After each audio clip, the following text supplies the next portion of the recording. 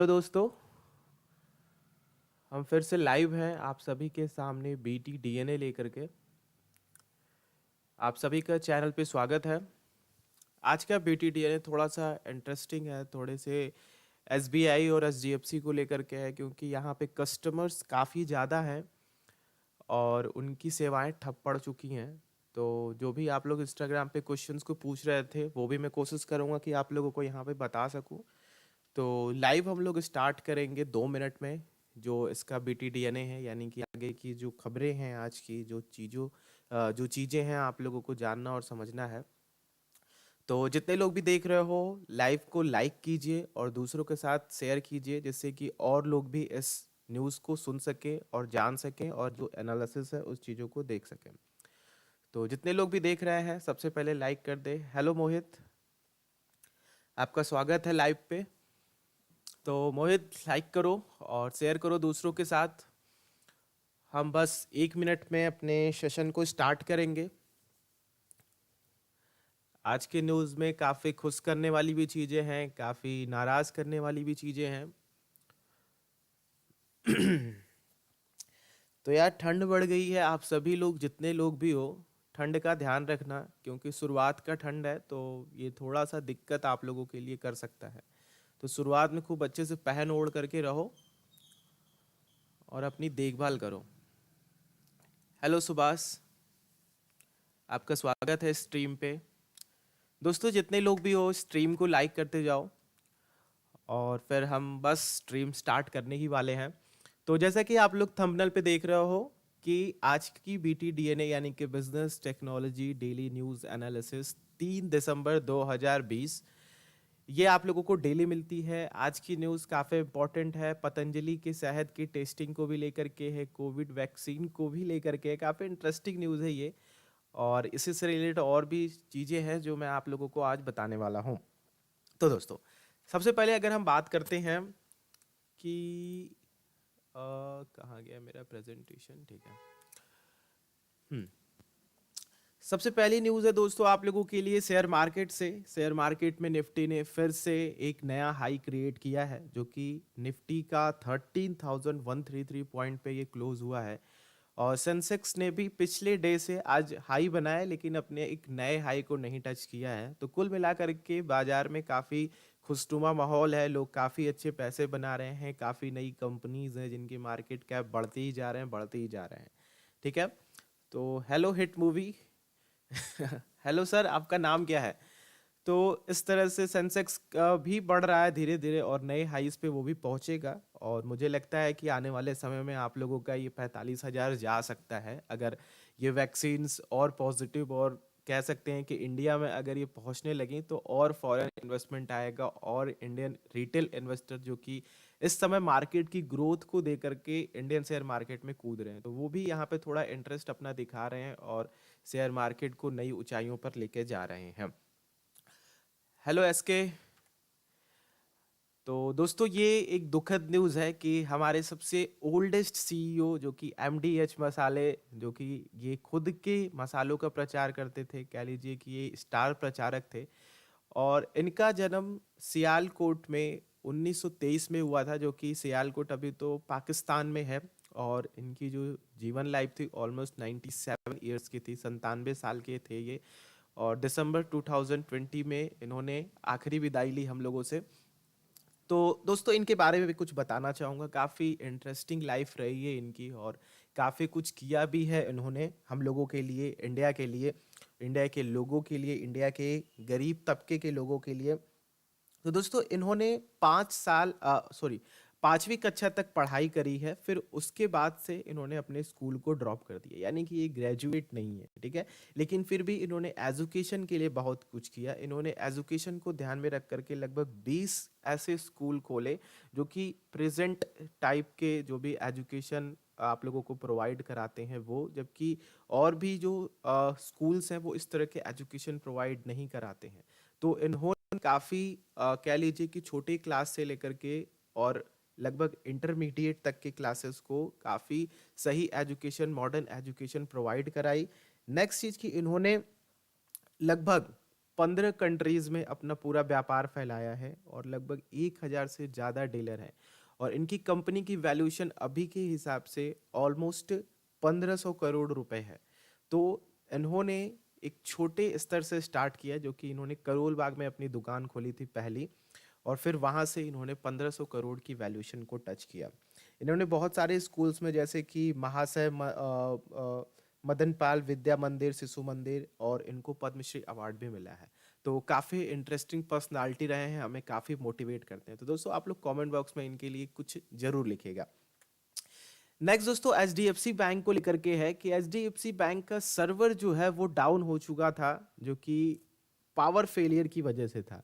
तो आरबीआई ने इनकी पूरे जो भी सिस्टम है उनको रीसेट करने के लिए कहा। साथ ही ने पूरे जो ट्रांजैक्शन हुए हैं इस बीच में उनकी सभी की देखरेख करने के लिए, खास करके जो नए क्रेडिट कार्ड होते हैं इशू, उनको बंद करने के लिए कहा है कि जब तक ये सब कुछ सॉल्व नहीं हो जाता आप नए क्रेडिट कार्ड इशू नहीं करोगे। साथ ही उन्होंने ये भी कहा है कि आपके जो भी डिजिटल सर्विसेज हैं, ठीक है, वो डिजिटल सर्विसेज आपकी बंद करी जाएंगी। जो नई डिजिटल सर्विसेज हैं जो लॉन्च होनी है, जिनकी डेट ऑलरेडी फिक्स थी, वो लॉन्च नहीं होंगी जब तक आरबीआई की तरफ से कोई नया रेगुलेशन इनके लिए नहीं आता है, कोई नए ऑर्डर, कोई नए सर्कुलर एचडीएफसी बैंक के लिए नहीं आते हैं। तो इस वजह से दोस्तों एचडीएफसी बैंक का जो शेयर था वो भी 2% आज डाउन हुआ है, और मे बी अगर यही स्थिति बनी रही तो कल भी आप लोगों को इसमें सेलिंग देखने को मिल सकती है। बाकी अगर हम लोग कस्टमर्स की बात करते हैं, यहाँ पे जो कस्टमर्स हैं तो उनको किसी तरह की दिक्कत नहीं होने वाली है। बैंक ने बताया है कि जो भी कस्टमर्स के पैसे वगैरह हैं, जो भी उनके डिपॉजिट्स हैं, वो बिल्कुल सिक्योर है। और मैं भी आप लोगों को कहना चाहूँगा कि आप लोगों को यहाँ पे परेशान होने की ज़रूरत नहीं है। बैंक का सर्वर फेलियर था, यानी कि इनका अगर इनके जो भी सर्वर जहाँ पे इन्होंने क्रिएट कर रखा है उसको अगर प्रॉपर पावर ना मिले तो एक बार 1-2 सेकंड के लिए या फिर 1 मिनट के लिए एक पावर फेलियर होता है, ठीक है, पावर ग्रिड डाउन हो जाती है इनकी, और वहां से पूरा सिस्टम शट डाउन हो जाता है। इससे होता क्या है कि उस सर्वर पे इनका डोमेन चलता रहता है, तो इससे नेट बैंकिंग प्रभावित हो जाती है, इनकी होस्टिंग प्रभावित हो जाती है, जिससे कि आप लोगों को समस्याएं देखने को मिली होंगी लॉगिन्स वगैरह करते समय। तो ये रिजॉल्व हो जाएंगे तो आप लोग नए क्रेडिट कार्ड के लिए भी अप्लाई कर सकते हो। बाकी बैंकिंग वगैरह अभी ठीक ठाक चल रही हैं, आप लोग देख सकते हो। नेक्स्ट दोस्तों की फोन पे जो है अब वो एक पर्टिकुलर अलग कंपनी बनने वाला है। अभी 100% जो शेयर थे इसके वो थे आप लोगों के फ्लिपकार्ट के पास, ठीक है। अब जो है वो 87% होंगे। 3% आप लोगों का टाइगर ग्लोबल मैनेजमेंट के पास होगा, और 10% जो फोन पे की सॉरी फ्लिपकार्ट के साथ जो कंपनी अभी वॉलमार्ट के जो इन्वेस्टर है, वो जो आप लोगों का यूएस बेस्ड कंपनी है, उसके पास 10% होगा।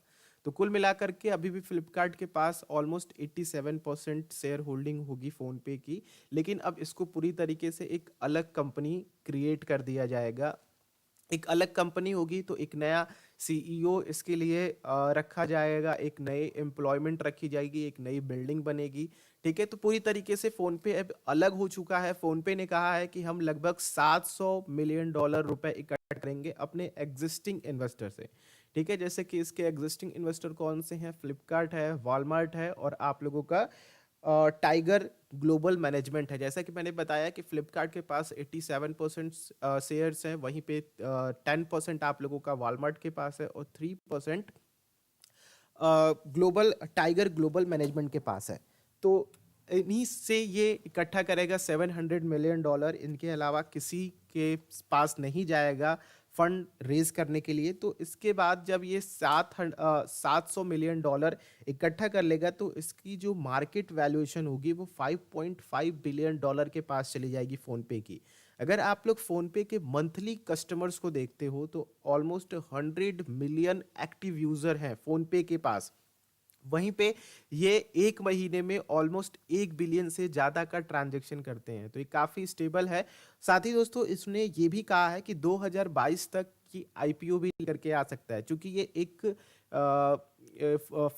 फ्रीडम कंपनी हो चुकी है जो कि फ्लिपकार्ट से अलग हो चुकी है, एक सेपरेट कंपनी हो चुकी है। तो आईपीओ भी मे बी आप लोगों को जल्दी इसका देखने को मिले। लेकिन फ्लिपकार्ट ने कहा है कि हम फ़ोनपे को अभी अलग इसलिए नहीं कर रहे थे क्योंकि इसकी वैल्यूएशन हमें और अच्छी करनी थी। इसके कह सकते हैं जो कस्टमर्स वगैरह हैं इनके लिए थोड़ा और इकट्ठा करना था, इसलिए हम फ़ोनपे को अलग नहीं करने वाले थे, इसको हम लोग 2019 में ही अलग कर देते।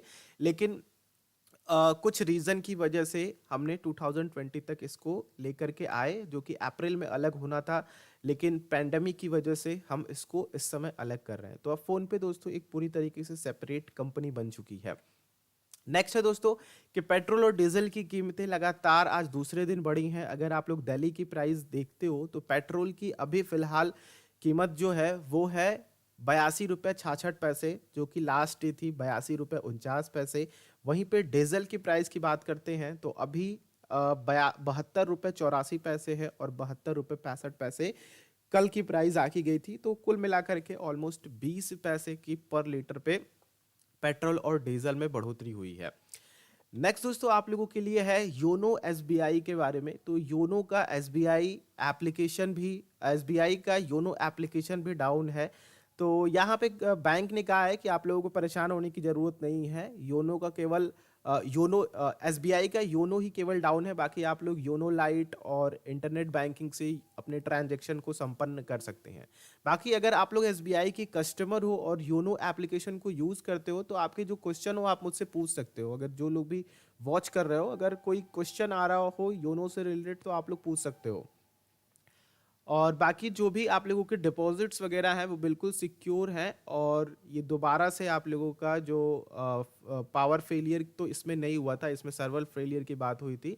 तो इस पे भी योनो ऐप को यूज़ करने पे रोक लगा हुआ है। तो अगर आप एंड्रॉयड या फिर आईओएस यूज़र हो तो योनो लाइट को यूज़ करो, उस पर भी लॉगिन करोगे तो आप लोगों को सारी सुविधाएं देखने को मिलेंगी, लेकिन लिमिटेड सुविधाएं होती हैं उसमें। आप लोग ज़्यादा ट्रांजेक्शन हिस्ट्री वगैरह नहीं निकाल सकते। तो ये थोड़ा सा लिमिटेशन होता है वहाँ पे। इंटरनेट बैंकिंग अगर आप लोगों के पास है, अगर आप लोगों के पास इंटरनेट बैंकिंग अवेलेबल है तो उसको लॉगिन करके आप सारी सुविधाओं का फ़ायदा ले सकते हो। ठीक है, तो I think new hit movie आपका क्लियर हो गया बैंकिंग से रिलेटेड जो भी क्वेश्चन था। अब टॉप कंपनी की बात करते हैं दोस्तों। तो टॉप कंपनी की लिस्ट निकल करके आई है, जो कि रिलायंस लगातार दूसरे साल सबसे वैल्यूएबल कंपनी है इंडिया की। वहीं पे मैंने आप लोगों को नीचे लिस्ट भी दे रखी है, जैसे कि सेकंड पे Indian oil corporation IOC, third पे फॉर्च्यून 500, ये भी लगातार दूसरे साल थर्ड पे बनी हुई है, टॉप 10 में आई है। ओएनजीसी आप लोगों की चौथे नंबर पे है, एसबीआई पांचवें नंबर पे, बीपीसीएल छठे नंबर पे। बीपीसीएल का जो भी स्टेक है दोस्तों, मैंने आप लोगों को कल के बीटीडीएनए में बताया था कि कंपनी यानी कि जो भी गवर्नमेंट के पास स्टेक पड़े हुए ऑलमोस्ट 50.8% उसको वो सेल कर रही है। ठीक है, वेदांता ने इसके लिए बिडिंग लगाई है और भी दो ग्लोबल फंड मैनेजर्स ने इसके लिए बिडिंग लगाई हुई है। वहीं पे नेक्स्ट जो है टाटा मोटर्स और राजेश एक्सपोर्ट, टीसीएस, आईसीआईसीआई, और टॉप 10 की आखिरी लिस्ट में है एलएनटी। ये आप लोगों की कंस्ट्रक्शन कंपनी है। तो ये है टॉप 10 कंपनीज की लिस्ट जो कि मोस्ट वैल्यूएबल कंपनीज हैं इंडिया की। और ग्लोबल की बात करते हैं तो ग्लोबल में रिलायंस भी मोस्ट वैल्यूएबल कंपनी है, जो कि ऑलमोस्ट टॉप 50 में आती है, चली जाती है। तो आप लोग टॉप 60 में इसको समझ सकते हो कि ग्लोबल रैंकिंग में रिलायंस टॉप 60 में स्टैंड करती है। रजनीकांत दोस्तों, वैसे तो मैं आप लोगों को पॉलिटिकल न्यूज़ नहीं बताता हूँ, लेकिन ये इसलिए बता रहा हूँ क्योंकि रजनीकांत सभी के फेवरेट हो सकते हैं, और रोबोट मूवी तो आप लोगों ने इनकी देखी ही होगी। तो अब ये राजनीति में कूद रहे हैं। वैसे तो इन्होंने राजनीति में अपना कदम बहुत पहले ही रख दिया था। तमिलनाडु के तमिलनाडु के लोग इनको भगवान की तरह मानते हैं। और अगर हम बात करते हैं दोस्तों, तो इनका एक बयान पूरी सरकार ध्वस्त कर चुका है। 1996 की अगर हम लोग बात करते हैं तो जयललिता जी की पार्टी थी, जो कि एआईडीएमआर, जो कि 216 सीटों के साथ सरकार बना करके रखी थी। और चुनाव में रजनीकांत जी ने कहा था कि अगर जयललिता जी की सरकार बनती है तो तमिलनाडु को कोई नहीं बचा सकता। इसका रुझान यही देखने को मिला कि उनको केवल 4 से 5 सीटें मिली और बाकी की सीटें वो हार गए। 216 सीटों में से केवल और केवल उनको 4 से 5 सीटें मिली। तो इस तरह के तबके हैं इनके तमिलनाडु में। तो आप दोस्तों देख सकते हो इनका जो था 2016 में अगर हम बात करते हैं तो जयललिता जी का भी निधन हो चुका है, और 2018 में करुणानिधि का भी निधन हो चुका है। तो इनको एक सेपरेट पार्टी अपनी क्रिएट करेंगे। और ये 31 दिसंबर तक आप लोगों के सामने अनाउंसमेंट देंगे इसकी। और मे बी ये थोड़े से र्यूमर्स हैं कि कमल हसन जी के साथ ये अपनी नई पार्टी क्रिएट कर सकते हैं। अब देखते हैं 31 दिसंबर को ये किस तरह की अपडेट देते हैं और इनके पार्टी का नाम क्या होता है। और जो भी डिटेल होंगी मैं कोशिश करूंगा कि दे पाऊँ, अगर बहुत इंटरेस्टिंग नहीं होगी तो बिजनेस से रिलेटेड कुछ है नहीं इसमें। तो अब बात करते हैं दोस्तों Franklin Templeton India and Supreme Court के इशू को लेकर के। आप लोगों को बता दें कि इसी साल फ्रैंकलिन इंडिया ने ये कहा था कि वो 6 डेब्ट स्कीम्स को बंद कर रही है। मैं उसके नाम आप लोगों को बता देता हूँ, अगर आप लोगों के इन्वेस्टमेंट हैं इसमें तो आप लोग ध्यान रखिएगा। ये है ultra short term bond fund, low duration, dynamic accord and credit risk, इस तरह के जो 6 डेब्ट फंड थे, ठीक है। इनमें इन्होंने कहा था कि लोग इसमें ज़्यादा इंटरेस्ट नहीं दिखा रहे हैं, प्रॉफिट बुकिंग इसमें केवल लोग कर रहे हैं, यानी कि जो भी इनके यूनिट्स थे इनमें काफ़ी ज़्यादा सेलिंग आ गई थी, तो इसकी वजह से ये इनको बंद कर रहे हैं। तो यही मामला गया था, कई लोगों ने इसके ऊपर केस किया, तो सेबी के ऊपर भी फटकार दिया है सुप्रीम कोर्ट ने।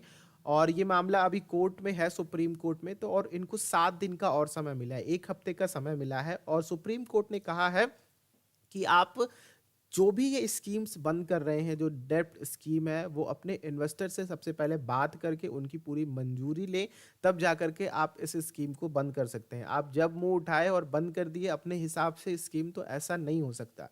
और आरबीआई ने ये भी कहा, रिजर्व बैंक ऑफ इंडिया ने ये भी कहा कि सेबी से कि भाई आप किस लिए हो, आपको किस लिए यहाँ पे रखा गया है। जैसे कि आरबीआई तुरंत एक्शंस लेता है अपने बैंक पे और उन पे अलग अलग तरीके के रोक लगाता है, उनमें कार्यवाही करता है, तो आप इस तरह की चीज़ें क्यों नहीं करते। तो सेबी ने कहा कि हम कोई भी म्यूचुअल फंड की स्कीम की क्लोजर पे किसी तरह के एक्शन लेने के लिए बाध्य नहीं है। तो देखिए दोस्तों, सेबी का जो काम करने का फंडा है, हमें कुछ समझ में नहीं आता कि सेबी पता नहीं कौन कौन से डिसीजन ले लेती है और कौन कौन से डिसीजन नहीं ले पाती। एक तो इनका आरटीआई में भी किसी भी तरह की डिटेल नहीं देते हैं कि ये किस किस तरह की चीज़ों के साथ है, किस किस तरह के एक्शन ले सकते हैं इक्विटी से या फिर जो भी इस तरह के इन्वेस्टमेंट मार्केट है। सेबी को समझ पाना थोड़ा सा मुश्किल है। अब देखते हैं कि क्या होता है 1 हफ्ते बाद। बाकी आप लोगों का पैसा सुरक्षित है। कुछ चीज़ें मैं आपको बता दूं कि ये क्या हो रहा है कि स्कीम बंद होगा आप लोगों का, तो आपका जो भी पैसा है वो रिटर्न कर दिया जाएगा सभी फोलियो के अकॉर्डिंग। होगा क्या कि जो भी आपका पैसा इसमें दिया गया है, तो इन्होंने इन्वेस्ट करा है कई सारे ऐसे बिल्स में, कई सारे ऐसे बॉन्ड्स वगैरह में, तो उसकी मिच्योरिटी का भी वेट करा जा रहा है। तो ऑलमोस्ट इन्होंने अ, अगर बात करते हैं तो 9,682 करोड़ रुपए जुटा लिए हैं, जो कि अभी बहुत सारी स्कीम्स के यूनिट्स को बेचना बाकी है, यानी कि जो भी उनके इन्वेस्टमेंट्स हैं। तो और पैसे धीरे धीरे इकट्ठा करके जो भी इनके इन्वेस्टर हैं या फिर कह लीजिए जो जिन्होंने भी इनकी म्यूचुअल फंड में इन्वेस्टमेंट किया है, धीरे धीरे उनके पैसे विड्रॉ हो सकेंगे। तो ये है दोस्तों पूरी फ्रैंकलिन का इशू, जो कि आप लोगों के सामने आज निकल करके आया है सुप्रीम कोर्ट के ऑर्डर के बाद। और नेक्स्ट खबर आप लोगों के लिए है बीटीडीएनए में, वो है सीएससी यानी कि centre for science and environment. ये क्या करती है दोस्तों कि जो भी प्रोडक्ट बना रही हैं कंपनीज, उनके प्रोडक्ट पे ये रिसर्च करती है। जिस तरह से आप लोग देख रहे हो कि साइंस एंड एनवायरनमेंट से रिलेटेड एक कंपनी है, तो जो आप लोगों ने थंबनेल पे भी देखा कि भैया पतंजलि का जो हनी आता है, शहद आता है, वो इनके टेस्ट में फेल हो गया है। और इनका कहना है कि लगभग इन्होंने 25 कंपनीज के शहद पे पूरा टेस्ट करा, और जिसमें से 5 कंपनीज के शहद ठीक ठाक निकले और उनकी 100% प्योरिटी निकली। लेकिन 25 से अलग जो कंपनी थी, जैसे कि पतंजलि हो गई, डाबर हो गई, आप लोगों की वैद्यनाथ हो गई और झंडू, ये सब आप लोगों की शहद बनाती हैं और इनको इन पे ऊपर काफ़ी भरोसा किया जाता है। अगर आप मेरी बात करते हो तो मैं डाबर के शहद को यूज़ करता हूँ, ठीक है। और मैंने ऑलमोस्ट 2 किलो ले रखा है। अभी हाल ही में मैंने इसका ऑर्डर लगाया था अमेज़ोन से, और ये आप लोगों की 24 तारीख को डिलीवर होना है, तो मैं उसको कैंसिल करने वाला हूँ। और अभी भी इसका है मेरे पास डाबर का ऑलमोस्ट ½ किलो बचा हुआ है। तो कुल मिलाकर के दोस्तों हुआ क्या है पूरा ये मामला समझिए। हुआ ये है कि ये लोग अपने शहद के साथ चीनी मिलाते हैं। इससे चीनी से होता क्या है, शुगर से होता क्या है, शुगर से अगर आप लोग ज़्यादा खाते हो, शुगर लेते हो, तो एक तो शुगर होने के चांसेस हैं। ये हेल्थ इशू आप लोगों के साथ आ सकता है। दूसरी हेल्थ इशू आ सकती है आपके मोटापे से। शुगर खाने से मोटापा बड़ा तेजी से बढ़ता है। तो इन चीज़ों को लेकर के सीएससी ने बताया है कि ये हेल्थ इशू, ये शहद अगर खाते हैं, अगर आप डेली खाते हो तो इस तरह के इशू आ सकते हैं। साथ ही इन्होंने बताया है, कुछ खुलासे भी करे हैं। तो खुलासों में क्या है दोस्तों, कि ये बताए हैं कि चाइनीज़ कंपनी की जो भी ऑनलाइन ऑनलाइन कंपनीज़ हैं, ई कॉमर्स कंपनी है जैसे कि अलीबाबा, ये अलीबाबा की चाइनीज़ कंपनी है जो कि आप लोगों की होलसेल कराती है। तो होलसेल में एक सिरप मिलता है जिसका नाम है फ्रॉक्टोज, ठीक है। फ्रॉक्टोज सिरप का नाम है। इससे इसको डालने से क्या होता है कि जब भी किसी चीज़ की टेस्टिंग होती है, जैसे कि अगर हम लोग शहद की बात करते हैं, तो शहद की टेस्टिंग में अगर फ्रैक्टोज को मिला दिया जाए तो ये शहद की 100% प्योरिटी की गारंटी बताता है, ठीक है। ये केवल सिरप मिलाने से, और इंडिया में इस सिरप का काफ़ी बड़ा आयात किया जाता है, ठीक है। तो इस वजह से सीएससी ने इन सभी शहद निर्माता कंपनियों के सभी शहद के सैंपल लेकर के इनकी जांच करी और इस तरह की चीज़ें निकाली। इन्होंने ये भी बताया कि इस चीज़ का टेस्ट 2003 और 2006 में कोल्ड ड्रिंक से किए गए टेस्ट से ज़्यादा हानिकारक है। ये आप लोगों को ज़्यादा हेल्थ इशू करा सकते हैं अगर आप लोग इन कंपनीज के शहद को लेते हो तो। अब देखते हैं दोस्तों, इनको अगर हम बात करते हैं बालकृष्ण जी, तो उन्होंने पूरी तरीके से इसको कहा है कि ये खाली हमारा नाम खराब करने के लिए है, और डाबर ने भी इसको पूरी तरीके से नकारा है। अब देखते हैं कि किस तरह की चीज़ें होती हैं आगे चल करके, क्या क्या होगा, मैं आप लोगों को रिप्लाई ज़रूर करूँगा। बाकी दोस्तों, आप लोगों को मैं बता दूं कि यहाँ पे कुछ सिरप हैं जो कि काफ़ी खतरनाक सिरप हैं जो कि मिलाए जाते हैं। गोल्डन सिरप, इन्वर्ट सिरप और राइस सिरप, इस तरह के सिरप मिला करके इसमें और शहद को गाढ़ा करा जाता है, और शहद में मिठास लाई जाती है और शहद की क्वांटिटी को बढ़ाई जाती है। नेक्स्ट न्यूज़ आप लोगों के लिए है दोस्तों, फौजी गेम से। तो फौजी गेम का दोस्तों रजिस्ट्रेशन स्टार्ट है 3 दिन से। 3 दिन में लगभग 10 लाख लोगों ने रजिस्टर किया है। फौजी का फुल फॉर्म लेकर के काफ़ी लोग परेशान हैं।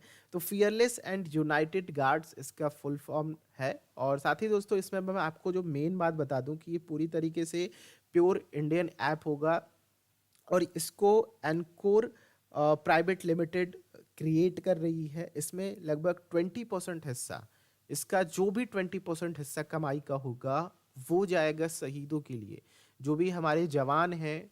और जैसा कि आप लोग नाम भी देख रहे हो, फौजी से क्रिएट करा गया है, तो 20% हिस्सा का इस तरह की फैमिली को जाएगा जो अपनी फैमिली को पीछे छोड़ करके हमारे देश के लिए शहीद हो चुके हैं।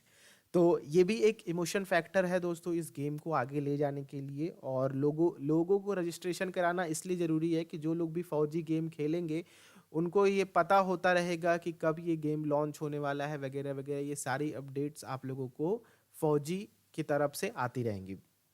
तो ये थी अपडेट आप लोगों की फौजी से रिलेटेड। आप लोगों का क्या मानना है, क्या आप लोग ये गेम खेलना पसंद करते हो, या फिर ये कह लो कि जो गेम का टाइटल होगा वो आप लोगों का पूरी तरीके से, मुझे लगता है कि पबजी की तरह ही बैटल ग्राउंड होगा, और मे बी हम लोग 100 की जगह कुछ और क्वांटिटी हो इसमें। देखते हैं कि क्या किस तरह का गेम है ये। बाकी दोस्तों, जो लोग भी एग्ज़ाम देने वाले हैं सीबीएसई का और परेशान हैं कि भैया ऑनलाइन मोड में होगा कि ऑफलाइन मोड में होगा, तो ऑफलाइन मोड होने वाला है, और ये पूरी तरीके से रिटन मोड होगा। 10th और 12th के एग्ज़ाम जो भी बोर्ड के सीबीएसई के हैं, तो यहाँ पे सेंट्रल बोर्ड ने पूरा क्लियर कर दिया है कि जो भी एग्ज़ाम्स होंगे वो केवल और केवल रिटन में होंगे, यहाँ पे कोई भी ऑनलाइन नहीं होंगे। तो ऑनलाइन में दोस्तों काफ़ी कुछ खर्चा भी पड़ता, प्लस ये सीबीएसई के लिए फर्स्ट टाइम होता, तो इस पूरे इंटायर लगभग बहुत से स्टूडेंट हैं, तो करा पाना मुश्किल होता। तो रिटर्न मुझे लगता है कि बेस्ट है अभी भी। और इन्होंने सीबीएसई ने ये भी कहा है कि हम पूरा जो भी कोविड की प्रियोरिटी है उसको ध्यान में रख करके हर एहतियात बरतेंगे, जो जो भी गवर्नमेंट की तरफ से और डब्ल्यूएचओ की तरफ से बताया गया है। तो सीबीएसई को का एग्ज़ाम देने जाने वाले जितने भी छात्र हैं, पहले तो उनके लिए बहुत सारी बधाइयाँ। और साथ ही आप लोग अपने हेल्थ का ज़रूर ध्यान रखें, मास्क वगैरह लगा करके, सैनिटाइज़र लगा करके ही जाएगा, ठीक है।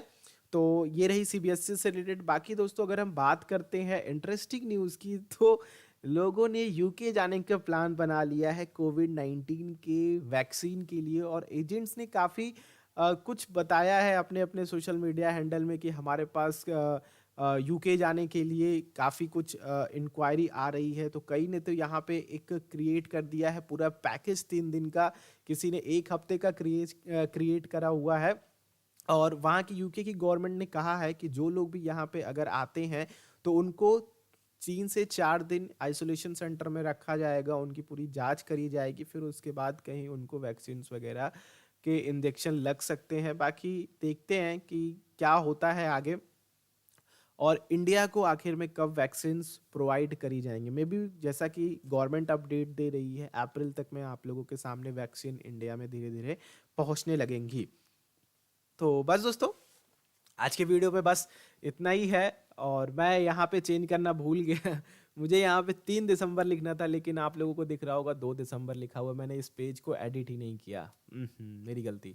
तो दोस्तों अगर आप लोग इंस्टाग्राम पे हो तो द रविकांत यादव सर्च करना, वहाँ मैं आप लोगों को मिल जाऊँगा। आज के लाइव में, आज के BTDNA में इतना ही है। आई होप दोस्तों ये कुछ जानकारियाँ थी जो आप लोगों को ठीक लगी होंगी और हेल्पफुल लगी होंगी, कुछ चीज़ें समझ में आई होंगी। मुझे लगता है कि आज के लिए इतना काफ़ी होना चाहिए।